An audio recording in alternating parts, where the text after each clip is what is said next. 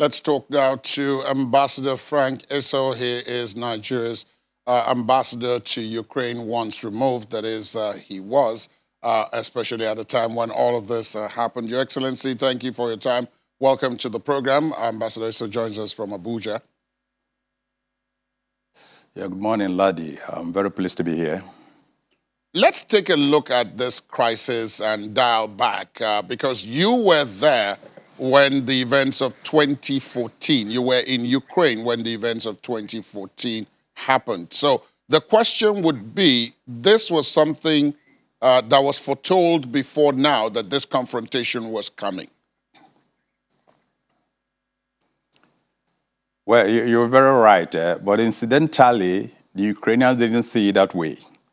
What happened was that there was an agreement ongoing between Ukraine and the EU called an association agreement. And the then president, who was pro-Russia, decided to abruptly cancel that negotiation. And this was what led to the protests, by the entire country. By November 2013, this protest escalated, and by February 2014, through what you can call a civilian coup, the president was ousted. And that meant that Russia has lost an ally in Ukraine. But nobody thought that Russia was going to react the way she did.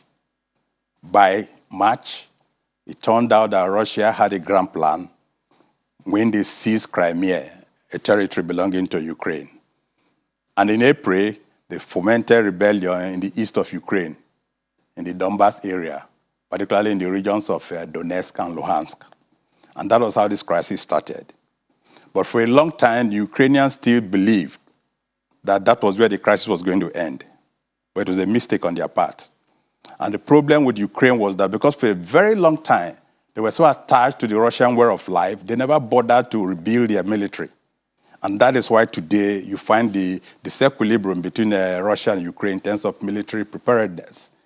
If they had built their military during those periods, I don't think this what is happening now should have happened. It just shows the negligence on the part of Ukraine, in that respect.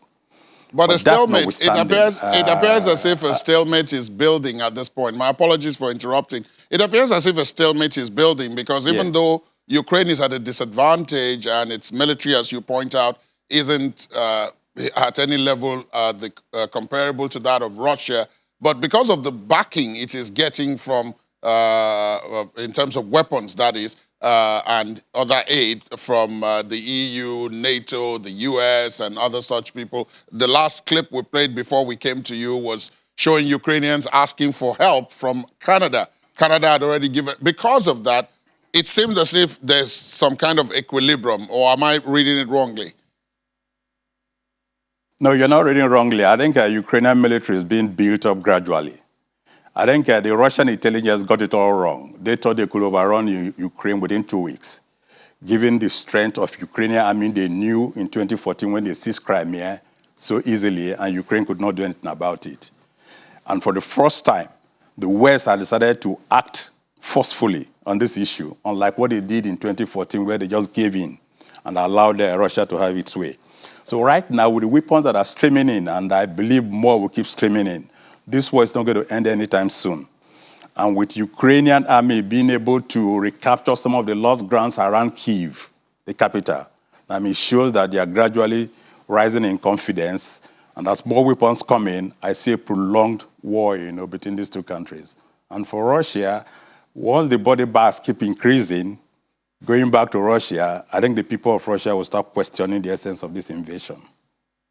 All wars start and end with diplomacy. Even when there is a victor and a loser, they must still come back to the table. So, and you're a diplomat, a veteran diplomat at that. So I want to draw your attention to the diplomatic efforts that are happening.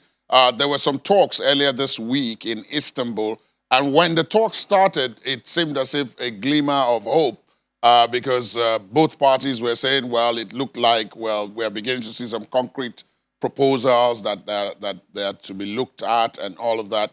But subsequently, we started hearing something different. No concrete results, nothing to chair and all of that. Do you think perhaps too much hope was placed on those talks, particularly because the principal characters, the dramatis personae, shall we say, were not involved directly. And I'm talking about President Zelensky and President Putin. Well, the way I look at it, there's nothing wrong, in trying to find a peaceful end to this crisis. But the fact of the matter, is that what Russia is putting on the table, will be very difficult for any Ukrainian president to accept. The very first condition, agreeing to a status of neutrality, that would be easy for Ukraine to accept, because even before the war started, Ukraine was not anywhere close to being a member of NATO, because there was still some resistance from countries like Germany, France, and perhaps Italy. So that was far away.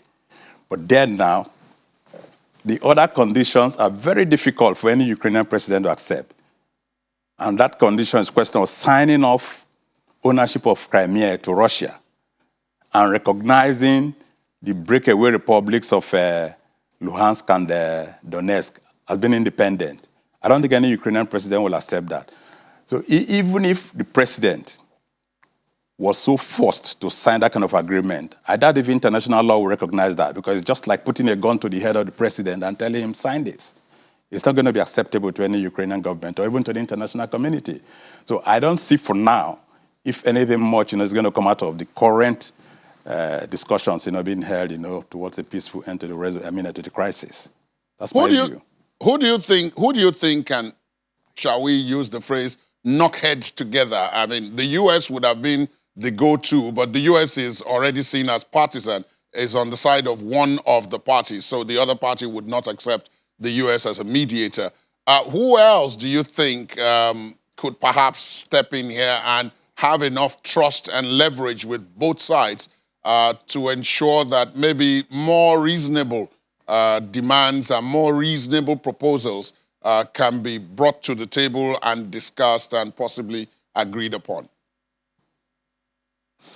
Well, at this stage, I think it's difficult to really pinpoint any country that can play this very role effectively. Perhaps the Vatican could make a try, but I doubt if Putin, in trying to save face, will pull back from those demands he has set on the table. That's my worry. And the Ukrainians, too, I don't believe will ever accept those conditions.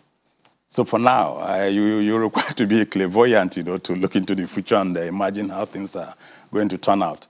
But then, given the delay it's causing, I think that will enable Ukraine time to rearm, be stronger, and be able to resist Russia.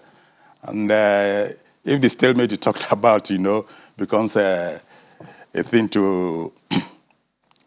of note, then it follows, this war is going to drag on for quite some time. And I do not believe the West, is in a hurry to want this war to end immediately, and because it's a process of trying to bleed Russia, in my view.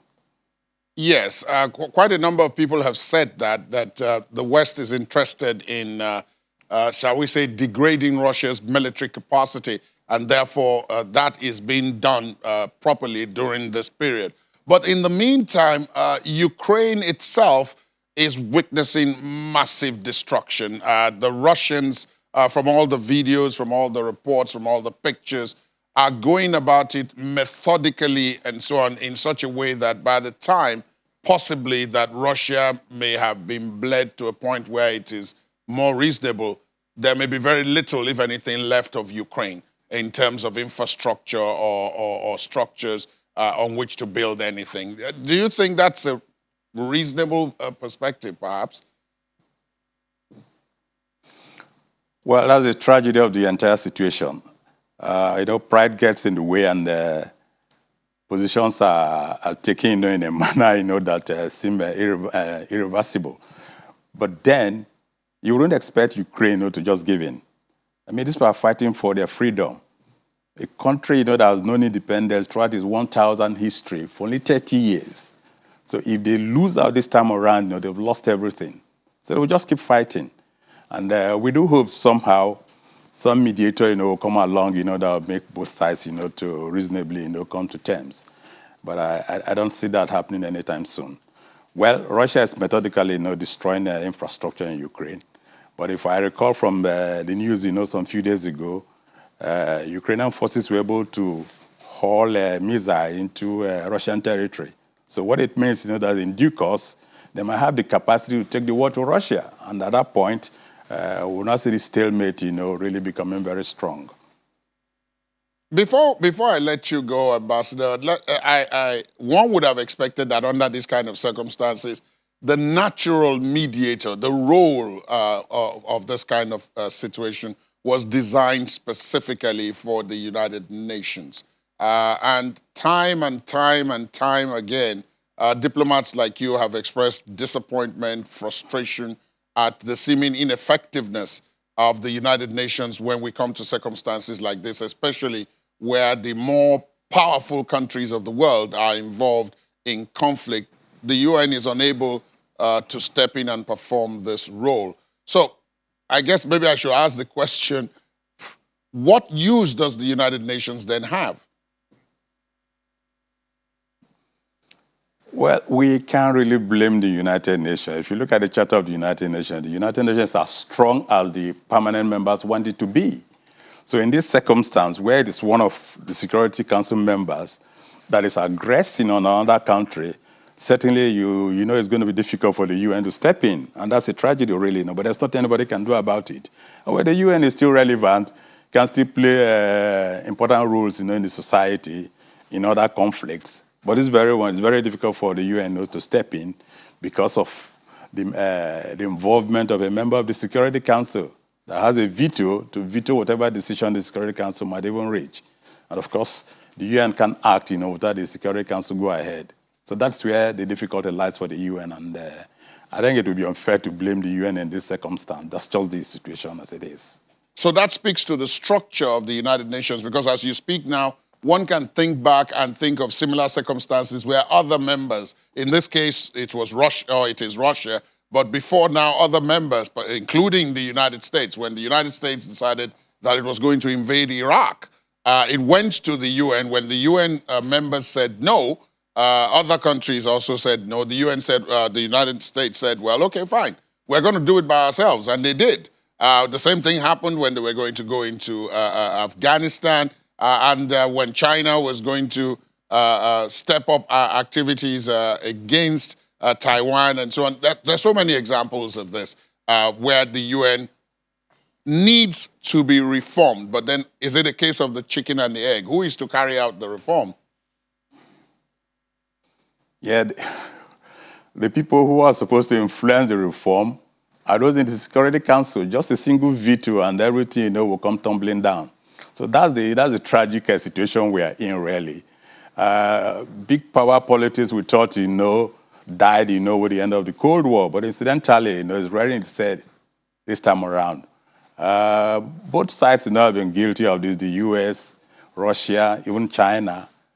But then what can the world do, really? The world is powerless, to effect any kind of change, within the United Nations system. But in spite of this flaw, I still believe the United Nations is an essential institution, global institution at that, to help resolve a peace in the world, crisis in the world, rather. Your Excellency, thank you for your time this morning. Of course, have you back as this progresses to give us the unique insight that you have brought to the table this morning. Again, thank you for your time.